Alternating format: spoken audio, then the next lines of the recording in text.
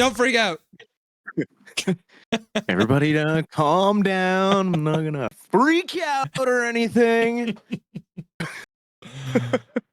Wow, what a slash by Sherwood. How dare he? How dare he? I mean, the Good call old against Wes Hronek McCauley. is what it is, but the Sherwood call, that was brutal. Yeah, that's just good old Wes McCauley for you. The second I saw he was reffing the game, I was like, gonna be a long night. Fat down for Wes McCauley to start things off then. Yeah, fat down for the whole team, really. I mean, what do you want me to say? It's really hard to get motivated when your chances are 1.3%. They're basically ready to go golfing. Yeah. The young guys are trying, right? Like they're playing to kind of impress, but we'll see how much ice time they get. So far, the handling of our young players has been great. So good. Oh man.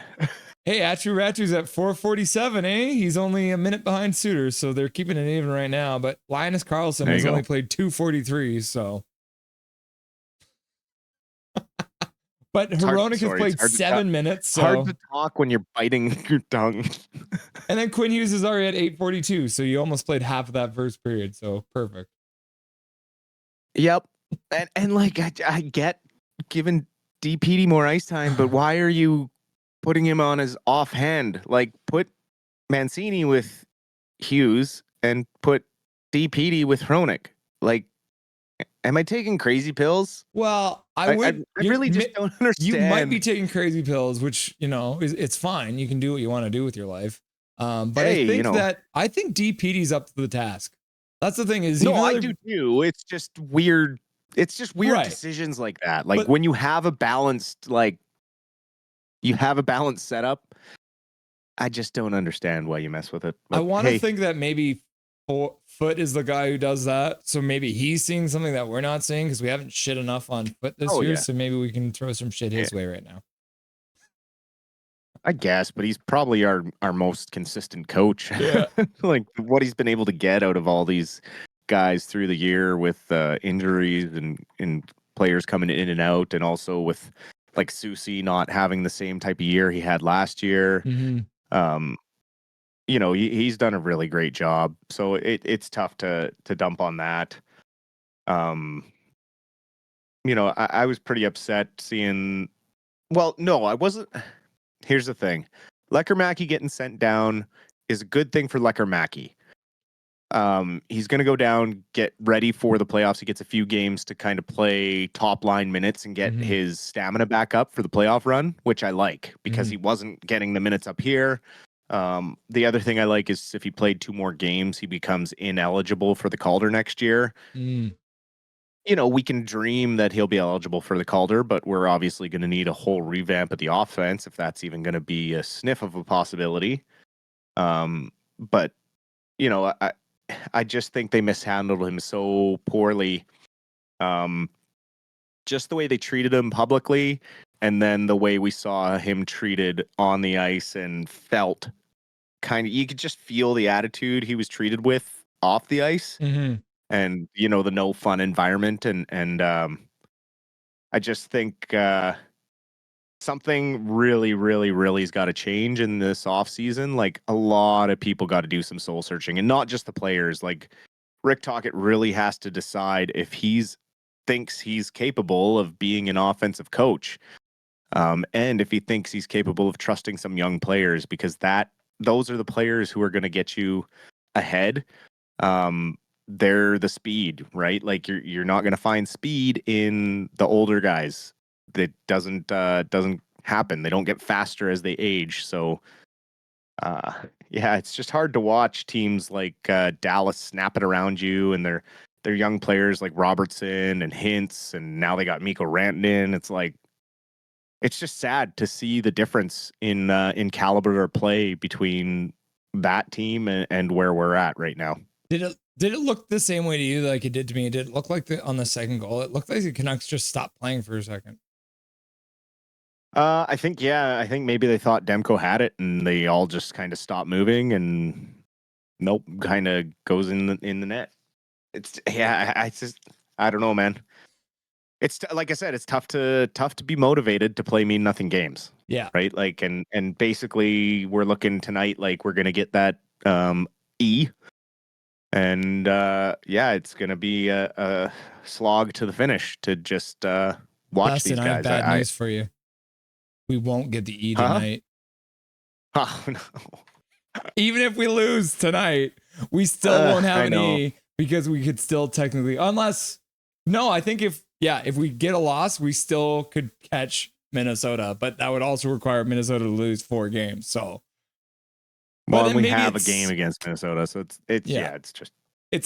gonna be, man. It's over. Just call a spade a spade. I refuse until they have an E. Husband, what was all that 1 in a million talk? Well, we're not getting much confidence from the team, but apparently we're getting confidence to the list or the viewers. So is Lanky 32 just re-up for this membership with Nothing Is Perfect. So thanks for that, Lanky. Oh, you love to see it. Well, honestly, it's really nice to see that 27 people are dropping by to watch these games when, I mean, realistically, we all know what is happening, but we're all fans still. We want to support what we can and see what happens and see what the young guys can bring. So, that's why I dropped 10 memberships. I mean, it really means a lot to me seeing that many people. And so, the support all season has been great. So just wanted to say that appreciate you guys hanging out and being out there and showing the support for Russ and I. And your kind comments saying how we're better than Hockey Night in Canada and stuff like that. It doesn't fall on deaf ears or it's not unappreciated. So thank you, everyone. We've got a little bit of good news to talk about. Höglander is good. Of course he is. And I think we talked about this earlier in the new year as well.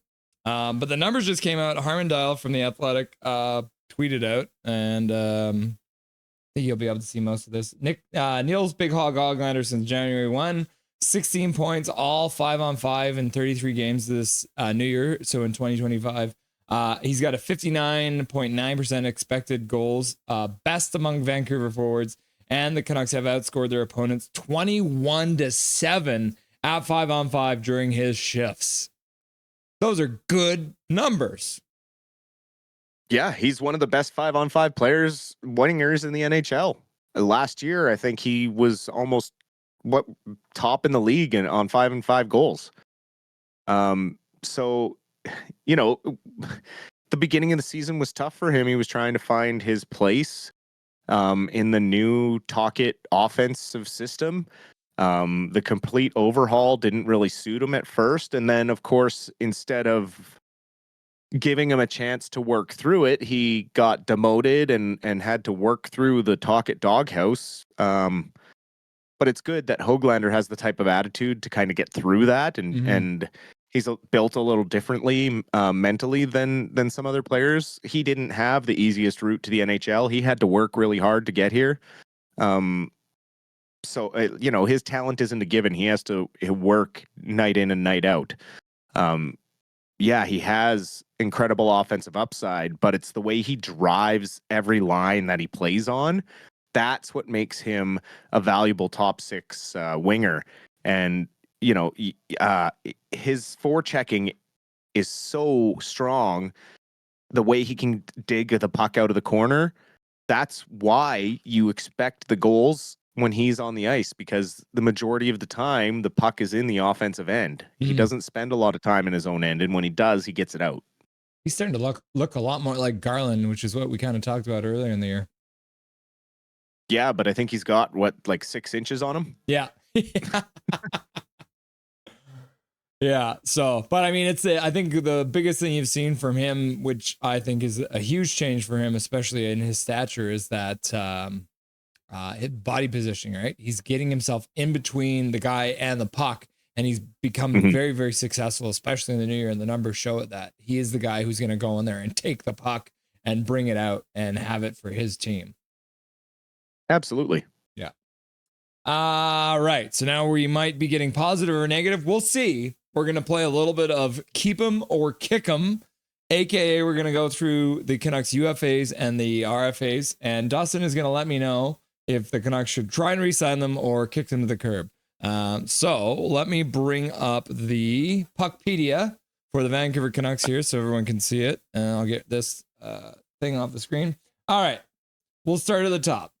Brock Besser, he's a UFA at the end of this season. He's currently making $6.65 per season. Looking for rumored $8 million a year. Are you going to keep Brock Besser or are you going to kick him? That all comes down to the term negotiation. I am all for paying Brock Besser $8 million, but I'm not for paying him over 8 years. When you look at comparables getting paid that amount around the league, we talked about it recently when we played against the New York Islanders. Bo Horvat, it makes $8.5 million, and everyone thought that was crazy money to give that guy. And you look at his last 4 years, and it's consistent production of 30 goals or more over the last 4 years. That's consistency. Brock Besser has never hit 30 goals other than his 40-goal season. He also is very injury riddled. He struggles to play all games in a season. Another knock against his value. He doesn't have the ability to drive a line himself. He relies on another star player to make him successful. And so that's another knock on his ability. So it's really tough for Canucks fans to separate emotion with players. We're all passionate fans, and we all appreciate when players give the love to the city like Brock Besser has.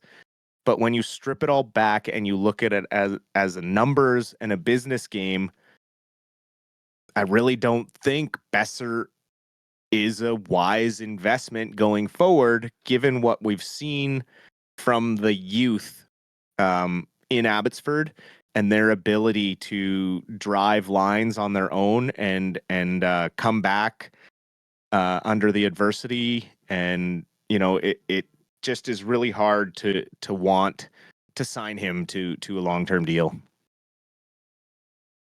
The next UFA that we have to look at here is one that we've talked about a lot lately because he has been essentially acting as the Vancouver Canucks top center, which we don't really want to see him doing, but he's doing it. Pius Suter, making $1.6 million this year, looking for probably a fat raise. I would say he's probably looking for $4 or $5 million a year or something like that. Dustin, Pius Suter, keep him or kick him? I think a lot of that comes down to the health of Filipino.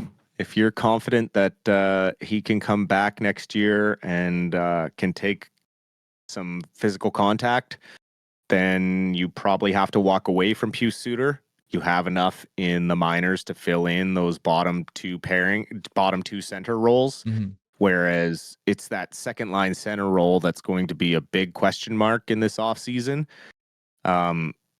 We'll have to see also what happens with Elias Pettersson and his relationship with Tocchet, whether those two can figure it out moving forward. So Suter's a weird one. That one, I cannot predict what happens with him because there's so many underlying factors with that one. This one's going to come right into Jake Takes Hockey's heart. Derek Forbort, UFA at the end of the year, making 1.5, just signed a 1-year contract with the Canucks in the offseason last year. Has been rounded into form, but really getting on the penalty kill lately. I don't know if he's looking for a pay raise. Who knows? But what do you think? Derek Forbort, you want him back, kick him, or keep him? I think he'd be a really good veteran to have around the team, especially with the stability he brought to our penalty kill. Mm-hmm. If you can get him on a 2-year deal for a low amount of money, just while we transition Höglander and Mancini and DPD all into the NHL level, Mm-hmm. you're going to want a guy like Forbort on the team, especially since Myers is close to retirement. So Forbert's kind of that bridge gap between the really old veteran in Myers. Then you would have Forbort, and then you kind of have Hronek, Hughes, and all your young guys, right? That's kind of what we're looking at moving forward. So I'd have a really hard time walking away from Forbert. You definitely want to get some sort of extension going for him. I wouldn't let him go to free agency. He's such a key player in special teams that it ups his value. They're tough to find around the league. Noah Juleson, UFA at the end of the year. He was making league minimum. He's currently on the IR. Noah Juleson, keep him or kick him. It's time to say goodbye. I know he's a BC kid, but a local kid. But it just really hasn't worked out. I know he blocks a lot of shots and stuff like that, but if you look at the depth of our defense now, where is he going to get into the lineup? It's pretty much we have too much talent now, and Juleson has become expendable, and I would expect him to not be a Canuck next season. We got 2 RFAs. They're both centers. They're both young guys. So this one might be a bit harder for you. Max Sasson and Aatu Ratu. Do you think the Canucks can keep both of them, or what are you thinking on the RFA front for Max Sasson and Aatu Ratu? I think they've protected them enough from being too good to garner any attention of an offer sheet. Mm-hmm.